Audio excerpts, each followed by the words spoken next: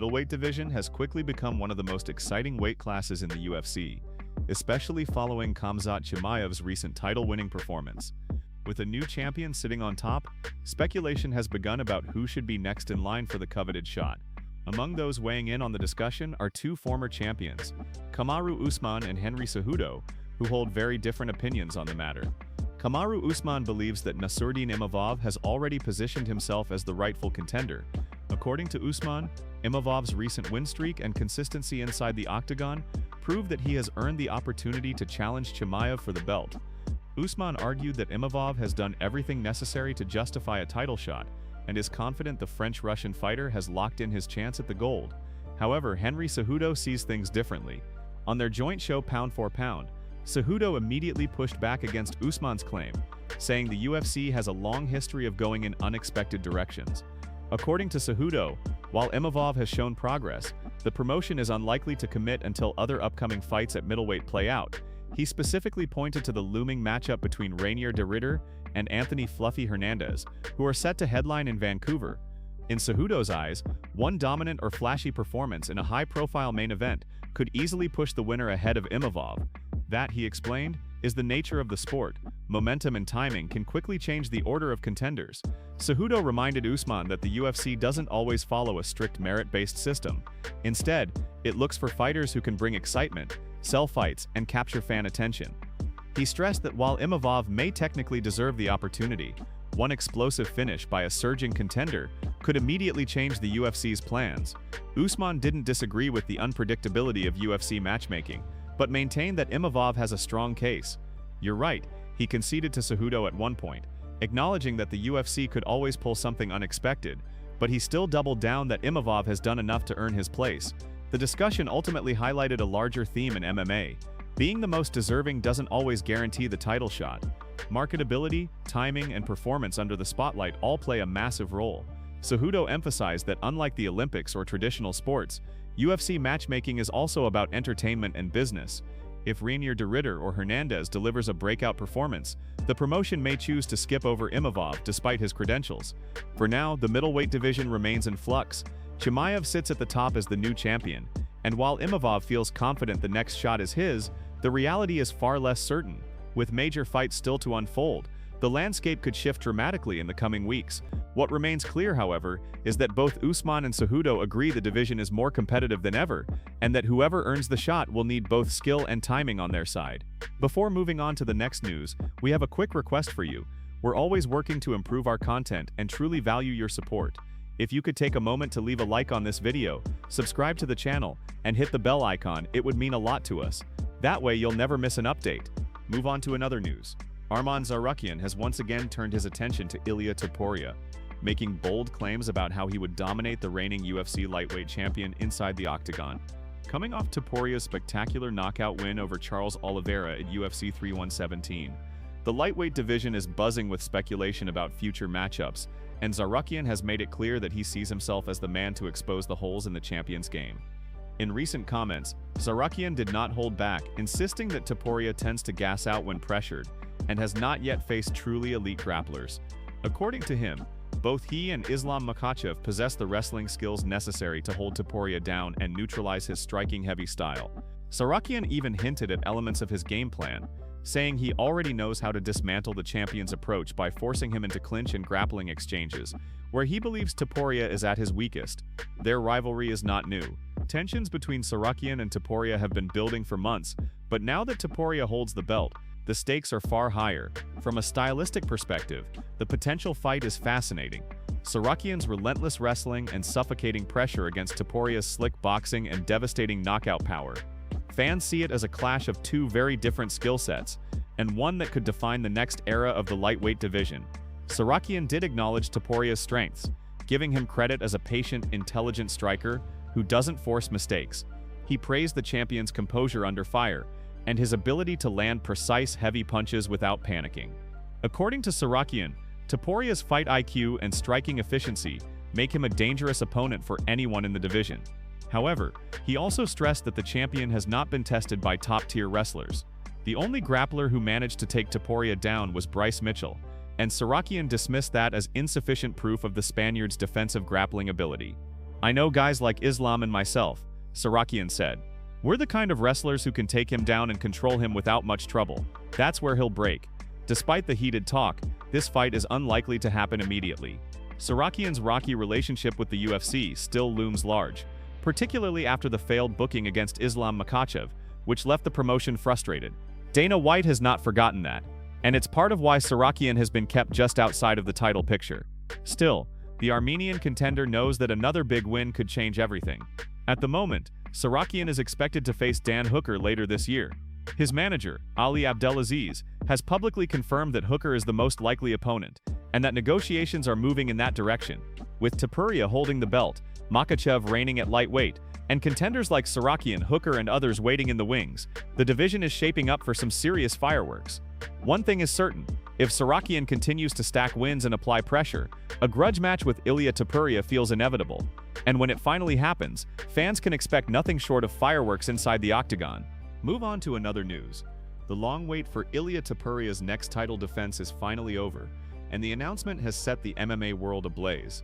According to highly credible reports, the reigning UFC lightweight champion will defend his belt against none other than Justin Gaethje at UFC 324 in January 2026. Speculation had been swirling for weeks. After Arman Tsarukyan revealed he was not next in line for the belt, fans were eager to find out who Topuria's first defense would come against. The answer came through Álvaro Colmenero, a highly respected Spanish combat sports journalist with deep ties to the UFC. Known for breaking major Topuria-related news in the past, including his clash with Charles Oliveira at UFC 317, Colmenero is widely considered one of the most reliable voices in MMA media. His access and credibility make this report feel less like speculation and more like fact. Colmenero announced on his latest show that Topuria will return to action against Gaethje in January, with the UFC strategically delaying his return to align with major broadcast and promotional plans. Rather than rushing him into a dangerous clash with an elite young contender like Tsarukyan, the organization is opting for a matchup that blends spectacle with calculated risk. Gaethje, a former interim champion and one of the sport's most beloved warriors, is nearing the twilight of his career. While still dangerous, he is no longer in his prime, and stylistically, this matchup is seen as favorable for Topuria. This is not the first time the UFC has carefully crafted opportunities for its rising stars. Pairing champions with veteran opponents past their peaks has long been a formula to build momentum while still delivering high-profile bouts. In this case, fans get the thrill of a marquee name in Gaethje, while Topuria gets the chance to headline a massive card in the early part of the year. The UFC reportedly pushed Topuria's return to January 2026 instead of December 2025, which is not traditionally a blockbuster month for the promotion. By placing him in the first big event of the new year, the organization ensures maximum attention and hype. Alongside stars like Khamzat Chimaev, Topuria is fast becoming one of the UFC's biggest international faces, and giving him a major stage to begin the year signals the company's confidence in his drawing power. Of course, Tsarukyan, and even Paddy Pimblett remain in the conversation for future matchups. Tsarukyan is considered the most dangerous stylistic threat to Topuria, and the UFC appears keen on saving that bout until the timing and hype are perfect. Pimblett, meanwhile, represents a potential money fight later in 2026, once both fighters are ideally positioned. For now, all eyes are on Topuria versus Gaethje. Stylistically, fans expect a striking battle between Gaethje's brawling, aggressive style and Topuria's sharp, precise boxing. But the wild card is Topuria's grappling, which many overlook because of his knockout power. Commentators like Joe Rogan have reminded fans that Topuria's ground game is just as elite as his striking, making him a complete and dangerous champion in every area. When these two step into the octagon, fireworks are guaranteed. It's a classic passing of the torch matchup, one where a rising champion looks to cement his reign against a battle-tested legend. UFC 324 in January is shaping up to be one of the biggest lightweight showdowns in years, and fight fans are already circling the date. Move on to another news. UFC President Dana White has officially given fans a much-anticipated update on the long-rumored White House event, and the news is not quite what everyone expected. For months, speculation had been building around the UFC potentially staging a landmark card at the White House, with early reports suggesting it would take place in July 2026, perfectly aligned with the celebrations of Independence Day. Many fans were hyped at the idea, pointing out how symbolic and historic it would be to see the UFC headline on July 4th weekend. However, Dana White has now clarified the situation, revealing that the timeline has shifted. According to White, the event will not take place in July as originally discussed, but rather in June 2026. The reason, as he explained, comes down to scheduling conflicts with the President of the United States. The President wanted to do it on July 4th, White explained. The problem is, his schedule is already stacked on that day. He's traveling across 3 different states, and it's just not possible to lock in a major event like this on top of all his commitments. So we're now looking at June instead of July. While the adjustment may surprise some fans, it actually opens up intriguing opportunities for the UFC. A June date ensures the White House card won't be overshadowed by the massive amount of political and cultural activity tied to Independence Day itself.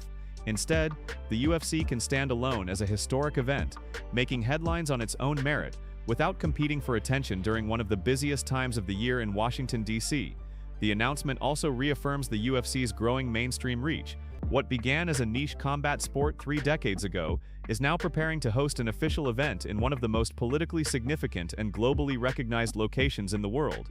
For Dana White, who has long prided himself on expanding the UFC's cultural footprint, the White House event represents both a milestone and a statement of how far the sport has come. Fans are already buzzing about which fights could potentially headline such a historic card.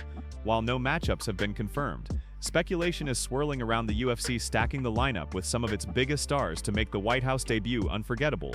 Names like Khamzat Chimaev, Islam Makhachev, Ilia Topuria, and Sean O'Malley are already being floated by fans as possible participants, given their star power and global recognition. Although July 4th may have seemed like the perfect symbolic date, the move to June arguably gives the UFC more flexibility to promote and deliver a truly unique spectacle. Rather than being tied to Independence Day fireworks, the June slot allows the UFC to dominate the spotlight, marking a historic first in sports history. In typical Dana White fashion, he closed his announcement with confidence, assuring fans that despite the schedule shift, the White House event is happening and will be one of the most significant moments in UFC history. For fans, the message is clear. Mark your calendars for June 2026. The UFC is heading to the White House, and whether you're a casual viewer or a die-hard supporter, this is one event that will be remembered for decades. Move on to another news. UFC President Dana White is gearing up for what could be the biggest event in the promotion's history, the long-awaited UFC White House Card. Earlier this year, White and U.S. President Donald Trump officially announced that the UFC will stage a historic event on the White House lawn in summer 2026, marking the 250th anniversary of America's founding. The spectacle is expected to be unlike anything the sport has seen, drawing fighters eager to be part of a milestone moment. Among those who immediately expressed interest were 2 of the UFC's biggest stars, Conor McGregor and Jon Jones. McGregor, the sport's most bankable name, and Jones, widely regarded as one of the greatest fighters of all time, both voiced their desire to compete. For Jones, that even meant ending his brief retirement to make himself available. But despite Jones's legendary resume, White made it clear he does not see him as the man to headline an event of this magnitude. Speaking with Jim Rome, White explained why. He's not the guy that when crap hits the fan, he's like, whatever, I'll fight whoever, White said. He's had people around him making bad decisions, and he listened to them. Because of that, we've had fights fall through. In fact, the only time in UFC history we've ever had to cancel an entire card was because of Jon Jones. White's hesitation is rooted in history. Over the years, Jones has given the UFC some of its toughest promotional headaches. He famously failed a drug test just days before UFC 200, forcing the cancellation of his rematch with Daniel Cormier. In 2018, another test irregularity forced the UFC to relocate UFC 232 from Nevada to California on less than a week's notice. And perhaps most infamously, in 2012, Jones declined a short-notice fight against Chael Sonnen after Dan Henderson withdrew from UFC 151. That decision forced the UFC to cancel the entire event, something White has never forgiven. At one point, White even vowed Jones would never headline again, though the fighter's drawing power eventually changed his mind. But when it comes to the White House event, arguably the most symbolic card in UFC history, White insists he won't take that gamble. My issue with Jon isn't PEDs. I'm not worried about that, White said. It's about whether I can count on him when crunch time comes. Bad things always happen leading up to big fights. Injuries, withdrawals, last-minute chaos. Who do you want in the foxhole with you when that happens? That's the question. And with Jon, I just can't say yes. Still, White acknowledged Jones's greatness, comparing him to an artist whose brilliance comes with unpredictability. I do believe he's the greatest of all time, White admitted. But when you deal with artists, nutty stuff happens. That's just the reality. I prefer consistency. In sharp contrast, White says he has full trust in Conor McGregor. McGregor has not fought since 2021, when he broke his leg against Justin Poirier, and he most recently withdrew from a planned 2023 return due to a toe injury. Despite the setbacks, White insists McGregor's professionalism behind the scenes makes him the ideal headliner for an event as historic as UFC White House. "It's not about my love for Conor," White explained. "It's about my respect. People say, oh, Conor makes Dana money, or that I'm biased. That's not it. I've seen him in situations where most fighters would break. Opponent pulls out last minute, teams usually scramble, strategize and make terrible decisions. I've seen it happen with Jon Jones, Holly Holm and plenty of others. But Conor? He wakes up, hears the news and says, all right, I'm going to the gym, call me later and tell me who I'm fighting. Almost nobody does that." White believes that level of reliability is what sets McGregor apart, especially when the stakes are as high as they will be on the White House lawn. "Conor has been that guy his whole career," White concluded. "And if he wants to headline this card, I know I can trust him." With the UFC set to begin finalizing the lineup in early 2026, one thing is clear: the White House event will be historic. And if Dana White has his way, it may very well be Conor McGregor leading the charge, while Jon Jones watches from the sidelines.